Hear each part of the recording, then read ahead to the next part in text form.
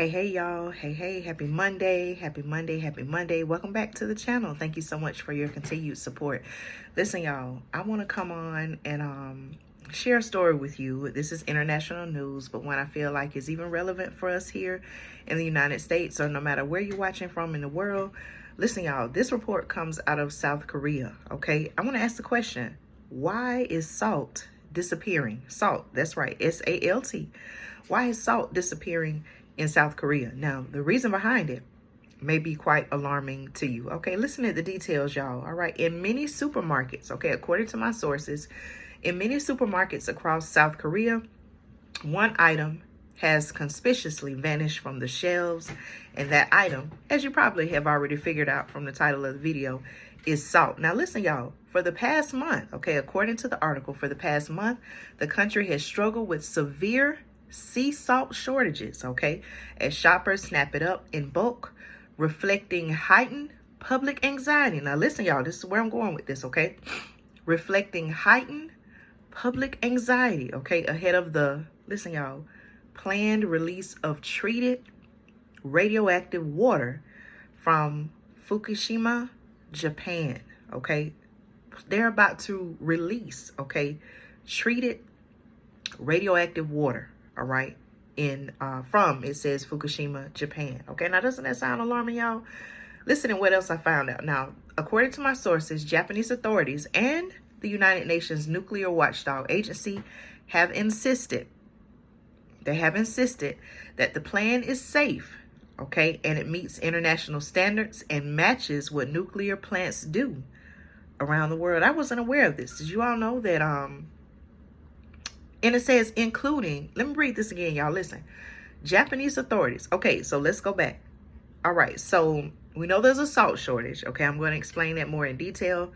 But they're also saying that the public in this area, okay, in this area of Japan, right, there's a heightened anxiety. Okay, there's this fear ahead of the planned release of treated radioactive water. Okay, I didn't know that was a thing, but I'm learning, just like maybe you all are, okay?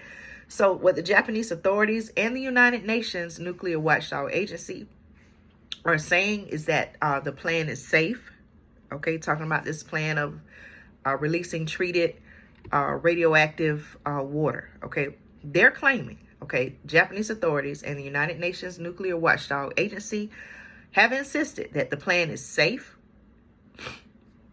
meets international standards, and matches what nuclear plants do around the world, including those in the United States. I wasn't aware of that. Were you? Now listen, y'all. The treated contaminated water, it says, will be highly diluted and released gradually into the Pacific Ocean over many years. Okay, now if I'm, it's been a while since I took a social studies class, but when I think about the geography in the Pacific Ocean, the United States, right? You have the United States, Pacific Ocean, then you have parts of Asia. Is that correct, y'all? Let me know. So if they're going to release this into the ocean, right, Pacific Ocean over many years, does this have the potential to affect us here in the United States, specifically those of you all who are on the West Coast? Okay, let's keep reading, y'all. Now, the article says the move is necessary to finally decommission the Fukushima nuclear plant, which melted down in 2011, okay, if you want to research that, following Japan's devastating earthquake and tsunami, authorities say. The government has said the wastewater release will begin this summer, though it has not specified a date. Okay, it's the summertime, right? So it sounds like it could begin pretty much any day now, if it hasn't already began, right? Are already begun. Okay, but the article says these assurances have so far failed to alleviate concerns in neighboring nations like South Korea, where fishermen say their livelihoods are at risk, okay, and residents are stockpiling food items for fear of contamination, and China, which has banned food imports from some regions in Japan. All right, let's talk about what the people over there in this area of South Korea are doing, okay? When CNN visited a supermarket in the South Korean capital, Seoul, S-E-O-U-L, okay? I apologize if I mispronounced that. They found that the shelves are well stocked with seasonings ranging from garlic to chili paste, except for an empty gap where salt used to sit. It says a sign nearby read salt out of stock. There's been a delay in getting salt due to our partner's situation. We apologize for the inconvenience. Okay, that's the sign that they had up in the grocery store. Listen, y'all.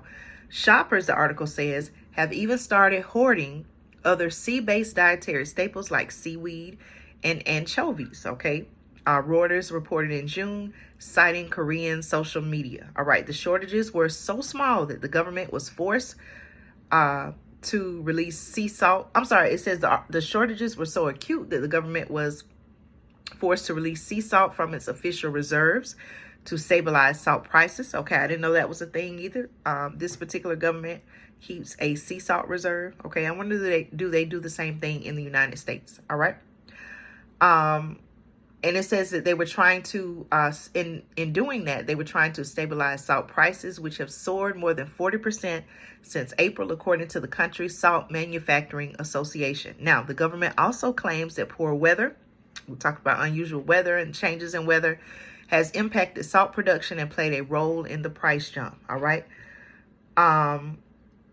The Ministry of Oceans and Fisheries said last month, and I quote, the public doesn't have to worry about the sea salt supply as the amount of salt provided for June and July will be about 120,000 tons, which is above the average annual production. Okay. This person also went on to say, and I quote, we ask the public to purchase only the amount you need when buying sea salt. Okay. So again, y'all, let's talk about, so here we are, we have this information, right, that, in an area of Japan, Fukushima, okay, near a nuclear plant, they're going to start releasing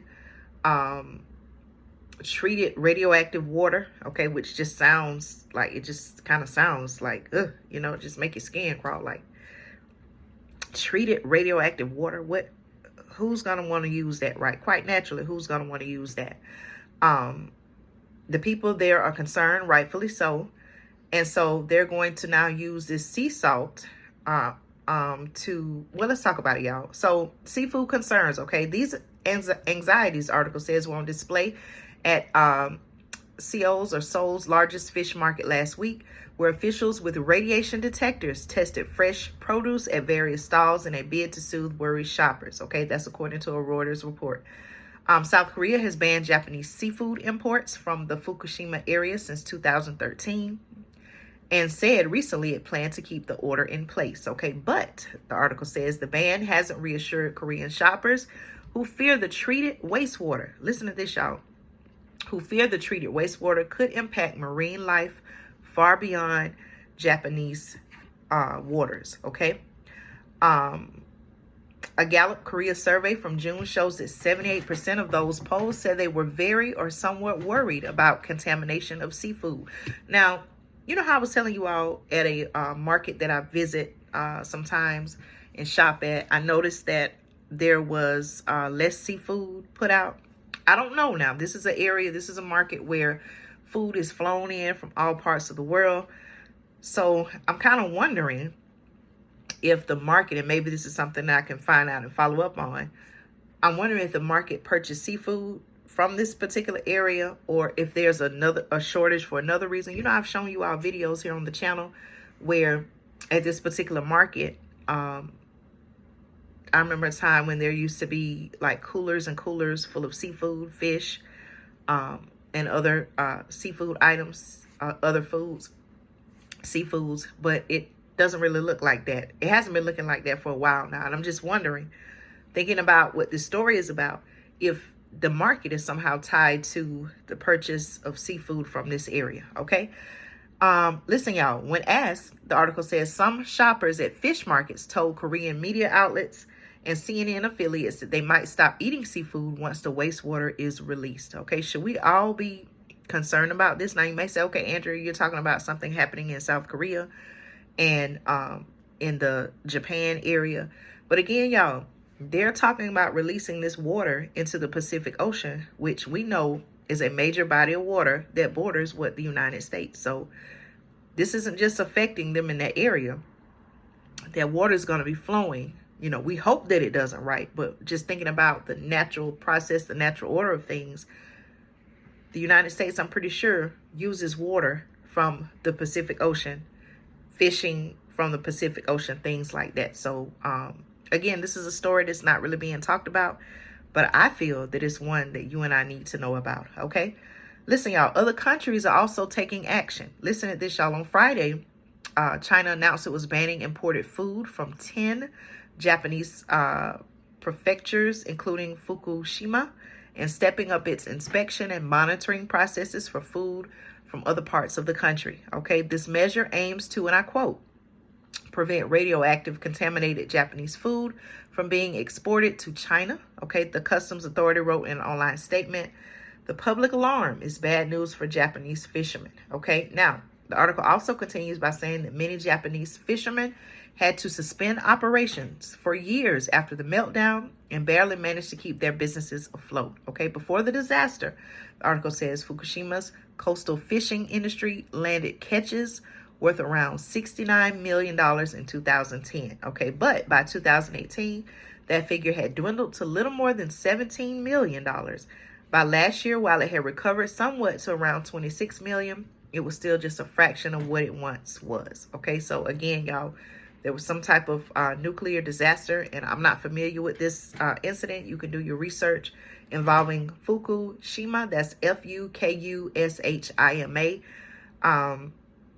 And so ever since then, you know, they have somewhat recovered, but not to the level that it once was. Okay, the wastewater release, according to the article, could be the final blow, some say. South Korean fishermen who operate off the country's southeast coast, close to Japan, could also feel the impact. Here's a quote by a fisherman who said, now that more than 80% of the public are saying that they're going to eat less seafood, that's very worrying. Okay, if the public, and this person continued by saying, if the public avoids seafood, will face a crisis of bankruptcy. All right. This person also doesn't believe the authorities' insistence that the plan is safe, reflecting widespread skepticism, despite Japan receiving approval from the UN's International Atomic Energy Agency, abbreviated, if you want to research them, IAEA. Okay, this fisherman was quoted as saying, and I quote, even if I eat it, I'm not confident I can let my children eat it. Okay, so people are having to rethink. People are having to rethink, do they even want to eat fish from these waters, right? Now, let me ask you a question. Why do you think this hasn't been headline news? Okay, is it that they don't want to create fear in the public? Is it that they just want to keep this information from us? This seems like something that we all need to know about, right? How many of you all eat seafood? I eat seafood, and I know that maybe not everyone does, so I'm not here to criticize that, but this is something of great concern, y'all. This is why I have also been saying, now more than ever, it seems like we need to know what's in our food. We need to know where our food is coming from. And this is one of those cases, okay? Now, speaking of the IAEA, the director, who is Rafael Grossi, spoke in an interview with CNN last week and said, and I quote, public fears were understandable and very logical, but insisted he is, and I quote, completely convinced of the sound basis of our conclusions. Okay. Some international skeptics, including Chinese officials and South Korean opposition party leaders, have cast doubt on the IAEA's findings and its stance on the issue, which IAEA leaders reject, claiming its investigation has been carried out fairly and transparently. Now, not being familiar with this international organization, we can look in, or at least I can look, maybe you as well, you can look in and just think about some examples here in our own country where they've said, hey, this is safe, more information has come out, or you've had some type of feeling like, okay, for some reason, I have some doubts about that, or I have some questions about that, right? So we should know, or we should anticipate that there are some questions and there can be some, skepticism when these organizations who you would think would look out for the best interests of the public, when they come out and say, hey, this is safe. It's like, wait a minute, we're not just talking about regular water. We're talking about treated radioactive water, okay? So we got the Chinese officials, South Korean opposition party leaders who are casting doubt, saying, hey, they're basically saying, hey, we don't really believe what you're telling us. They're calling for more, maybe transparency. The South Korean government, the article said last week it will respect the IAEA's findings, but this hasn't convinced many residents, with hundreds taking part in a protest on Saturday, in Seoul during Grossi's visit to the capital. Okay. Photos show that protesters were holding banners that lambasted the IAEA and the Japanese government and condemned the wastewater released. All right. If the plan goes ahead, the article says, and this is a quote, "I have to catch fish somewhere else in the water without radiation." Okay. And this was according to a fisherman. Okay. This person also went on to quote, "I started my career in the sea and I've been doing this work for 30 years. He said, "I don't have any other skills. I've lived my entire life catching fish, so I can't try doing anything else." Okay. Again, y'all, I'm not trying to scare you. I know this is international news. Okay. But it could potentially have an effect on our country if, in fact, seafood is purchased from this area. And keep in mind, y'all, the Pacific Ocean is where this treated radioactive water will be released. We know that, you know, the Western coast borders the Pacific Ocean, right?